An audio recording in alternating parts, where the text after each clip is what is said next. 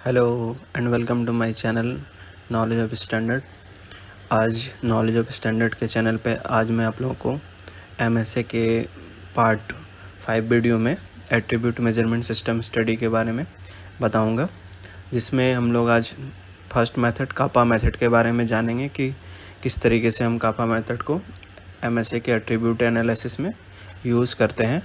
और उसके बाद नेक्स्ट वीडियो में हम लोग जानेंगे इसका दूसरा मेथड होता है कि उसमें हम किस तरीके से स्टडी करेंगे। तो आज के लिए हम लोग कापा मेथड को समझते हैं। चलिए स्टार्ट करते हैं। सो फर्स्ट इंट्रोडक्शन क्या है एट्रीब्यूट मेजरमेंट सिस्टम का, उसको जानते हैं पहले। एट्रीब्यूट मेजरमेंट सिस्टम क्या है कि एक जो क्लास मेजरमेंट सिस्टम होता है, एक जो मेजरमेंट सिस्टम का क्लास है जहाँ पर हम जो वैल्यूज़ मेजर करते हैं कुछ एक सर्टेन फिनाइट नंबर तक की कैटेगरीज होती है। मतलब कुछ एक लार्ज जो रिवोल्यूशंस होते हैं वहाँ तक वो नहीं जाती, वो सिंपली एक शॉर्ट में हम चलते हैं, जैसे पास, फेल, गो, नो गो। मतलब एक शॉर्ट टर्म डिसीजन पे हम वहाँ पर डिसाइड कर सकते हैं। तो शॉर्ट टर्म डिसीजन में क्या क्या हो सकता है उसको समझेंगे कि एट्रीब्यूट मेजरमेंट सिस्टम जो है हमारा वो एक स्टैटिकल टूल है जो कि हमें एनालिसिस करता है, जो एवेलुएट करके हमें देता है एक्यूरेसी और स्टेबिलिटी को जो हमारे एट्रीब्यूट्स के अंदर होती है या फिर एट्रीब्यूट हम मेजरमेंट के करते हैं। सो इसमें क्या होता है कि जो गुड, पास, फेल, नो, बैड इस टाइप के जो डिसीजंस होते हैं उनको क्लासिफाई करता है, उनको यहाँ पे वो डिफाइन करता है एट्रीब्यूट मेजरमेंट सिस्टम के अंदर में।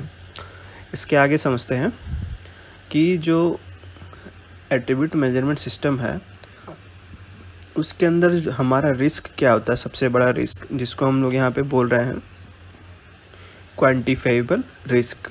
क्वांटिफाइबल रिस्क क्या कहना चाह रहा है यहाँ पे, जैसे इस ड्राइंग से हम समझ सकते हैं कि जब हम इसकी लिमिट्स पे बात करते हैं या स्पेसिफिकेशन अपर लिमिट और लोअर लिमिट्स की बात करते हैं तो यहाँ जो रिस्क है फर्स्ट वाली ड्राइंग में वो कम होती है। क्यों? क्योंकि यहाँ पर आपका एक डायमेंशनल और वेरिएबल में जो हम मेज़र करते हैं वो हमें एक फाइनाइट नंबर शो करता है। मतलब कोई भी डिसीजन हम एक डायमेंशन बेस पर लेते हैं। लेकिन यही जब हम एट्रीब्यूट के अंदर आते हैं, जो सेकंड वाला ड्राइंग दिख रही है, इसमें यूएसएल और एलएसएल मतलब जो क्रॉस लिमिट्स होती हैं हमारी, जो किसी प्रोडक्ट का लिमिट होता है जिस पे हम डिसीजन बेस करते हैं वो पास है या फेल है, वो हमारा लिमिट बढ़ जाता है। बढ़ जाने का सेंस क्या होता है कि वहाँ पर हमें काफ़ी रिस्क लेके उसको पास या फेल करना पड़ता है। तो वो जो बाउंड्रीज़ होती हैं उनकी, जो पास और फेल की होती है, वो लार्जर होती है एट्रीब्यूट सिस्टम के अंदर। ओके, तो आई होप जो बेसिक डिफरेंस होता है वेरिएबल्स और एट्रीब्यूट में वो आपको क्लियर हुआ होगा। यहाँ से आगे समझते हैं कि हमें क्यों एट्रीब्यूट मेजरमेंट सिस्टम को जानना चाहिए या फिर हमें इसे क्यों अपने सिस्टम में अप्लाई करना चाहिए। तो पहला क्या है, इसमें हम कुछ पॉइंट्स हैं जो क्लियर किया गया है। प्रोसेस असेसमेंट जब हम करते हैं, मतलब मूल्यांकन करते हैं अपने प्रोसेस को, क्यों करना चाहिए हमें? क्योंकि जब हमारा इंस्पेक्शन होता है, जो स्टैंडर्ड होता है, उसके जो कस्टमर के नीड है, जो कस्टमर के रिक्वायरमेंट है, क्या उसको हम अच्छे तरीके से फुलफ़िल कर पा रहे हैं कि नहीं, उसको जांचने के लिए अपने जो इंस्पेक्शन मेथड है कस्टमर के रिक्वायरमेंट के अनुसार उसको चेक करने के लिए हम इसका इस्तेमाल करते हैं। और हम क्या करते हैं इसके अंदर, to determine if any inspector across all shift और machine use the same criteria to determine the good from the bad. मतलब बैड में से कितने अच्छे निकल रहे हैं उसको अच्छे से इंस्पेक्शन करने के लिए, मतलब जो शिफ्ट वाइज में जो भी मशीनें वर्क करती है या फिर जो ऑपरेटर या इंस्पेक्टर जो भी चेक करता है, क्या अच्छे तरीके से उससे सेम क्राइटेरियाज या सेम कंडीशंस पे वो ठीक तरीके से जांच कर रहा है कि नहीं, उसके लिए हम इसको चेक करते हैं। और भी हम इसको इस्तेमाल कर सकते हैं कि अपनी एबिलिटी जो इंस्पेक्टर की होती है, जो हमारे जूनियर इंस्पेक्टर्स होते हैं, क्वालिटी इंस्पेक्टर्स होते हैं, उनकी एक्यूरेसी लेवल को भी चेक करने के लिए, या फिर वो कितने अच्छे तरीके से जो एनजी पार्ट और ओके पार्ट को डिसीजन दे रहे हैं कि नहीं, वो कितने सही दे रहे हैं कि नहीं, उसको यहाँ पर उनकी एबिलिटी को, उनके स्किल को जानने के लिए हम यहाँ पर एट्रीब्यूट मेजरमेंट सिस्टम का इस्तेमाल कर सकते हैं। और क्या कर सकते हैं इसके अंदर कि हम कितना अच्छे तरीके से उस कस्टमर और जो प्रोडक्ट है या प्रोड्यूसर है उसमें हम बिना बायस के आगे अपने सिस्टम को या जजमेंट जो सिस्टम होती है या फिर हम मेजरमेंट सिस्टम होती है उसको कितने अच्छे तरीके से अपने प्लांट के अंदर उसको इस्टेब्लिश करते हैं, ताकि हमारा जो कस्टमर के रिक्वायरमेंट्स होते हैं वो अच्छे तरीके से फुलफ़िल कर सकते हैं। इसमें अगर कुछ फेल्यूर आते हैं, जैसे हम कोई भी मेथड इस्तेमाल करते हैं, कापा मेथड या और दूसरा मेथड, तो उसमें अगर हम कुछ त्रुटिज़ नज़र आती है, मतलब कुछ फेल्यूर होता है या फिर हमें कुछ गैप्स नज़र आती हैं, तो उसको इम्प्रूव करने के लिए यहाँ पर प्रोसेस इम्प्रूवमेंट के लिए हम यहाँ पे क्या करते हैं, उनको ट्रेनिंग दी जाती है। दोबारा से उनके प्रोसीजर्स को चेक किए जाते हैं, जहाँ पे प्रोसीजर स्टैंडर्ड में लैक्स होते हैं उसको ठीक तरीके से डिफ़ाइन और रीडिफ़ाइन करके उनको रीट्रेनिंग दी जाती है। तो आई होप ये पर्पस आपको क्लियर हो गया होगा एट्रीब्यूट्स मेजरमेंट सिस्टम का। आगे समझते हैं इसके प्रोसीजर को कि कापा मेथड में हम किस तरीके से एट्रीब्यूट मेजरमेंट सिस्टम को स्टार्ट करते हैं, टोटली इसको क्लोज़ करते हैं। सो फर्स्ट में हम जब बात करेंगे मेजरमेंट सिस्टम की, तो हमें सैंपल तो लेना पड़ेगा। तो सैंपल हम यहाँ पर जो देख रहे हैं, पहला पॉइंट कि सैंपल हमें 12 से ज़्यादा ले तो अच्छी होती है। 12 से ज़्यादा इन द सेंस कि आप उसको 30 ले मिनिमम। तो मेरी यही रहेगी कि आप 30 लेके चले तो आपको अच्छा जजमेंट दिखाई देगा, या फिर अच्छे तरीके से आप डिसीजन ले पाओगे कि आपके सिस्टम में क्या फेल्यूर है, क्या ओके है, क्या एनजी आ रही है। तो आप उस पर आराम से उस पर वर्क कर पाओगे अपने इम्प्रूवमेंट की ओर।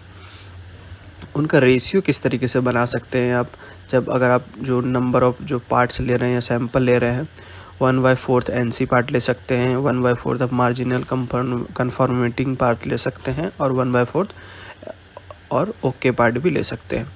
ठीक है, मार्जिनल NG पार्ट इस टाइप से आप बना सकते हैं, जो कि आपको यहाँ पे स्लाइड में दिख रहा होगा।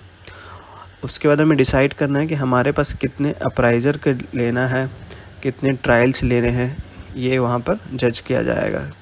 वहाँ पर हमें रिकॉर्ड में लिखना पड़ता है। उसके बाद रिकॉर्ड के थ्रू जो हम डाटा शीट है उस पर जाकर आपको आगे समझाएंगे कि एट्रीब्यूट किस तरीके से काम कर रहा है। अब चलते हैं आगे, डाटा शीट की बात करते हैं।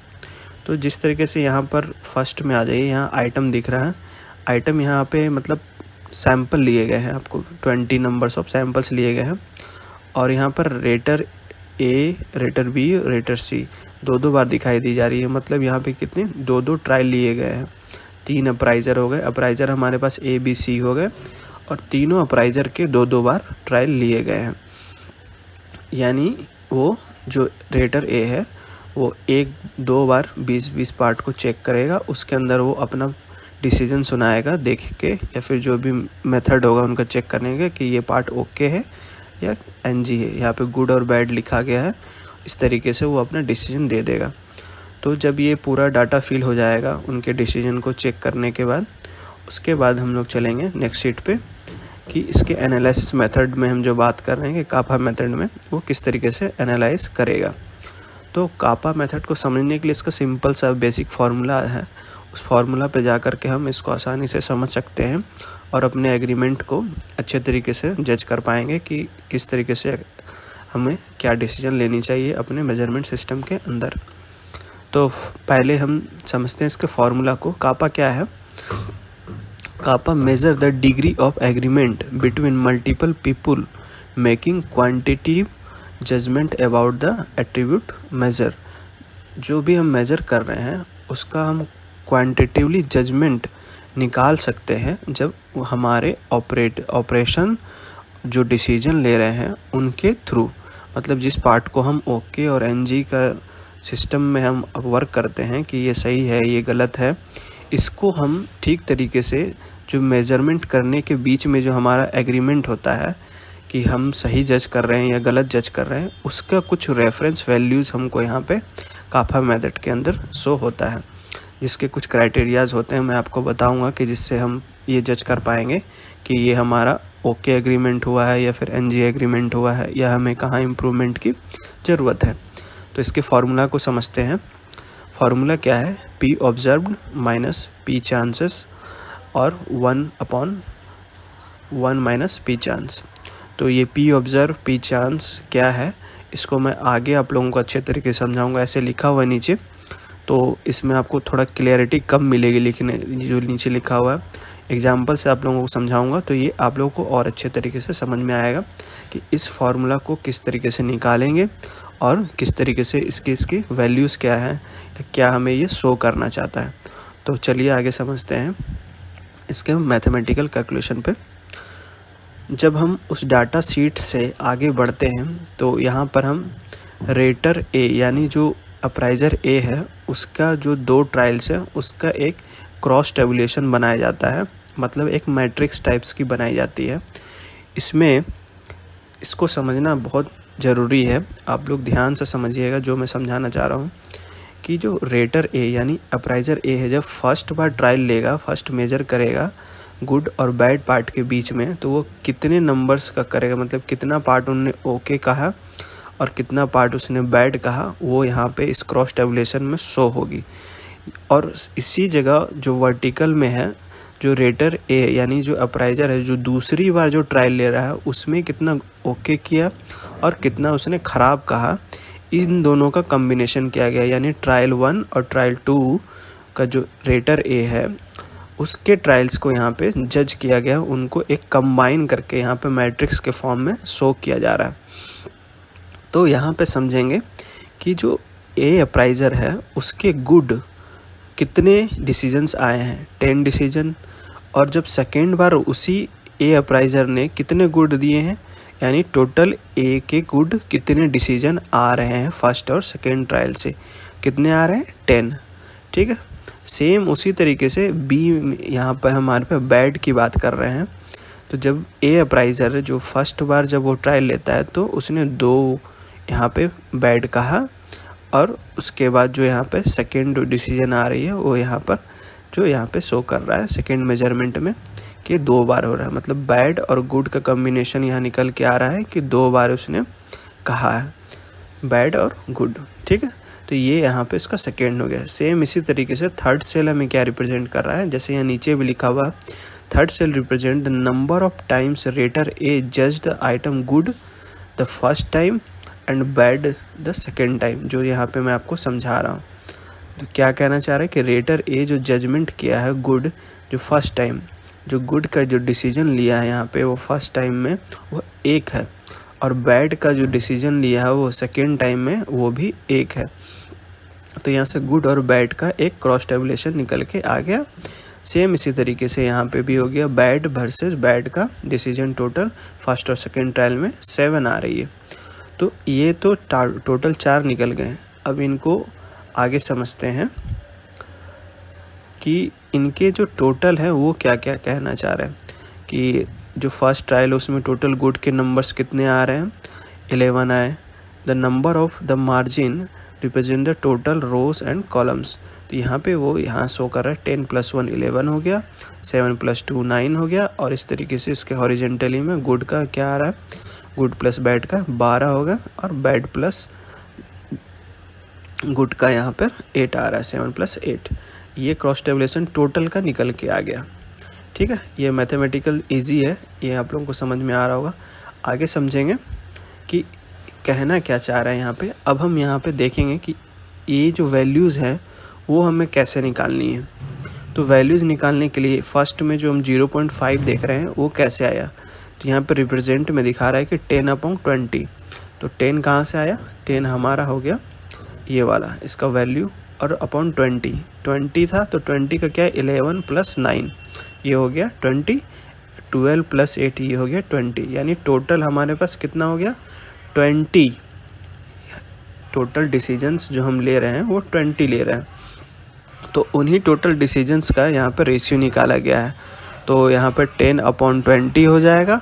फिर उसी तरीके से आगे में यहाँ पर किया जा रहा है कि 10/20, 2/20, 1/20, 7/20, 12/20, 8/20, 11/20 और 9/20।